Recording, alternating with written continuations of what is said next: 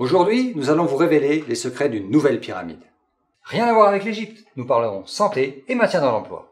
La pyramide des fragilités a été construite en 2019 pour expliquer les temps d'action et les personnes concernées par la PDP. La PDP, tu m'expliques? La prévention de la désinsertion professionnelle.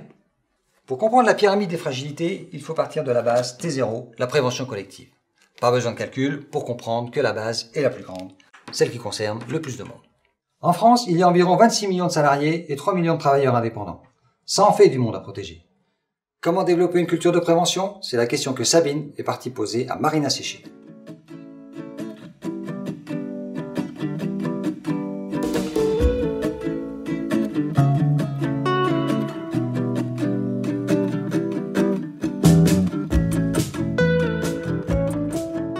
Marina Séché, vous êtes ingénieure conseil à la CARSAT Bourgogne-Franche-Comté.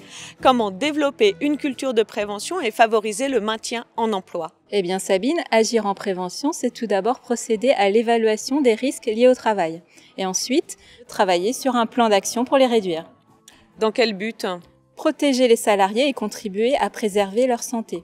C'est d'ailleurs ce qu'a réalisé M. Bessana lorsqu'il a fait l'acquisition d'un lève-plaque magnétique. Mathieu Bessana, vous êtes le responsable qualité, hygiène et sécurité chez SPI.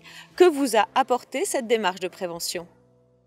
Dans le cadre de nos activités de maintenance, nos équipes sont amenées régulièrement à soulever des plaques de fonte pour accéder à des pompes de relevage.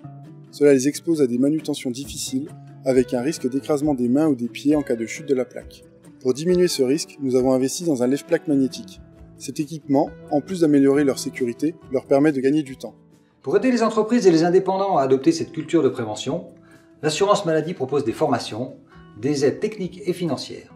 Tout est expliqué sur le site amélie.fr/entreprise. Passons maintenant au premier étage, celui des signaux faibles, le T1. En France, on compte environ 17 jours d'arrêt de travail par salarié et par an, et ce taux d'absentéisme ne cesse de croître. Certains métiers, comme ceux avec des gestes répétitifs, ou certains secteurs comme le BTP, sont plus à risque. Pour nous expliquer ce qui peut être fait dès les premiers signaux, il nous faut un expert.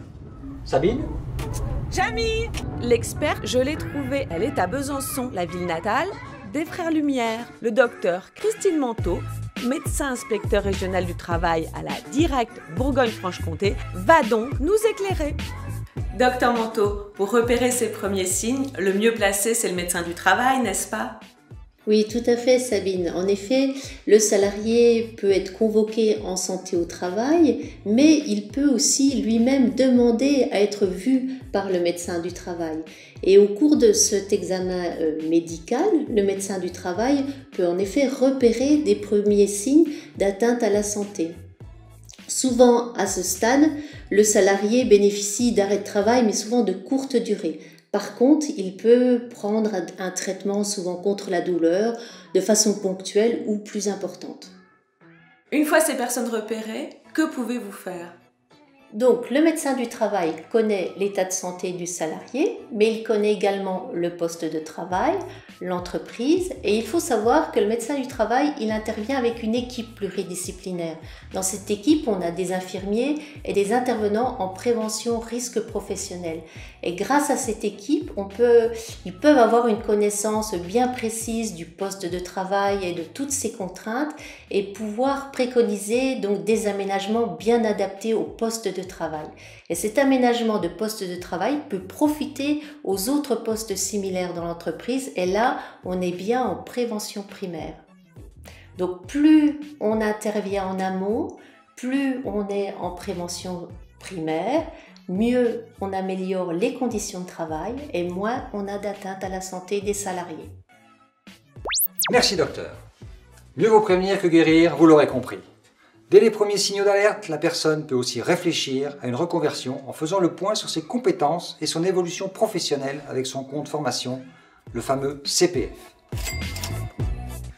Tiens, si je me formais comme astronaute?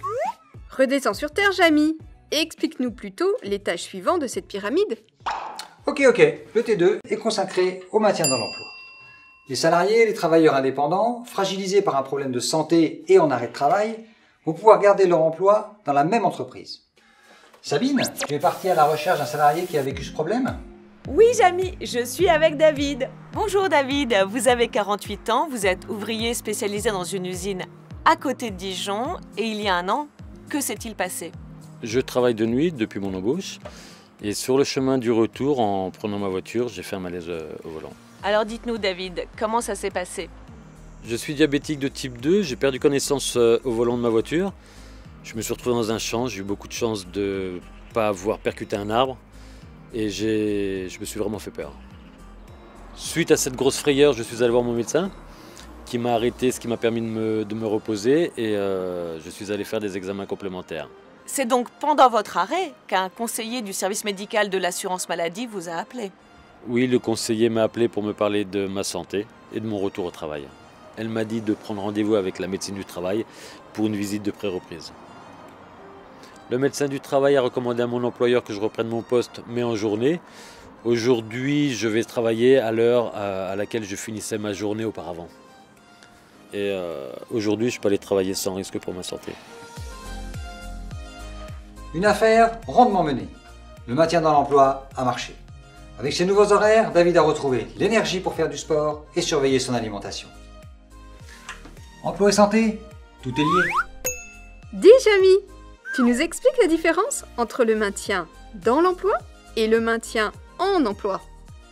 David a pu être maintenu à son poste dans son entreprise. Mais parfois, la maladie, l'accident empêche la personne de retrouver son poste. Elle doit alors changer de métier et parfois même d'entreprise. C'est ce qu'on appelle le maintien en emploi. Le T3 de la pyramide. Retrouver le chemin de l'emploi peut être aussi compliqué que de sortir d'une pyramide. Sabine, il nous faudrait un guide.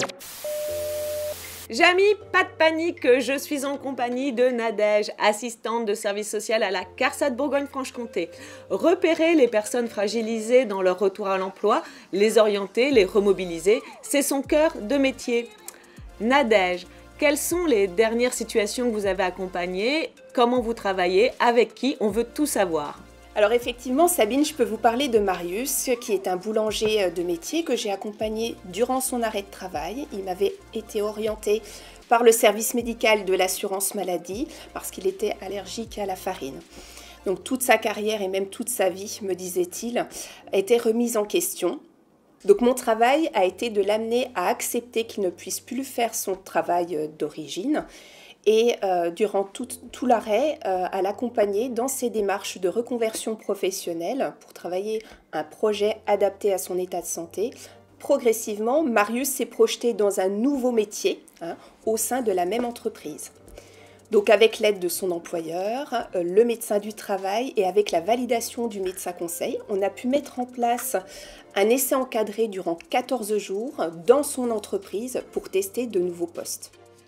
Ne pouvant plus être en contact avec le fournil et à la manipulation de la farine, il accueille désormais les clients, les habitués du quartier et il s'occupe certains jours de la livraison du pain avec son triporteur. Donc ravi de participer aussi à l'écologie. Nadège, pour conclure, quelle est la dernière situation que vous avez accompagnée? Alors la dernière situation que j'ai accompagnée est celle de Géraldine, qui est une fleuriste indépendante, qui était en arrêt de travail suite à des troubles musculo-squelettiques qui étaient situés au niveau du bras et de la main. Alors Géraldine ne pouvait plus couper les fleurs avec le sécateur ni charger et décharger les bouquets des étals. Elle a dû se résoudre à fermer son commerce et donc je l'ai accompagnée durant son arrêt de travail à travailler sur un autre projet professionnel en collaboration avec l'URSSAF. Aujourd'hui, Géraldine, elle est salariée dans un magasin de thé, un endroit où il y a moins de manipulations répétitives et moins de port de charge. Elle reste en contact avec les clients, donc c'est ce qu'elle souhaitait, tout en travaillant dans un univers parfumé, ce qu'elle aimait. Donc c'est vrai que quand arrive un problème de santé qui remet en question leur activité professionnelle, les indépendants pensent que tout est fichu. Or, ce n'est pas le cas. Il existe aussi des solutions pour eux qu'on peut mettre en place durant l'arrêt de travail en collaboration avec le médecin traitant, les Cap Emploi et la GFIP. J'ai tout compris, Sabine. Tu remercieras Marius et Géraldine pour ce merveilleux gâteau et ce délicieux thé. Jamy, en parlant de thé, n'oublie pas le T4. En effet, il est temps d'aborder le dernier étage de la pyramide des fragilités. Le T4, la désinsertion professionnelle.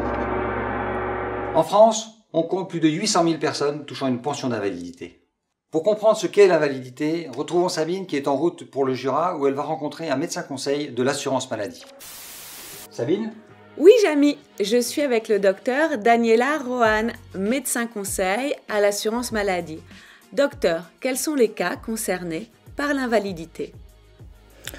À ce niveau de la pyramide des fragilités, il s'agit soit de pathologies lourdes, voire des cancers, des épisodes de dépression sévère, des séquelles d'AVC ou d'accidents graves, soit il s'agit des fois des associations pathologiques qui concernent souvent des atteintes articulaires chroniques chez des travailleurs manuels ou encore des troubles mentaux. On a déjà évoqué une dépression sévère.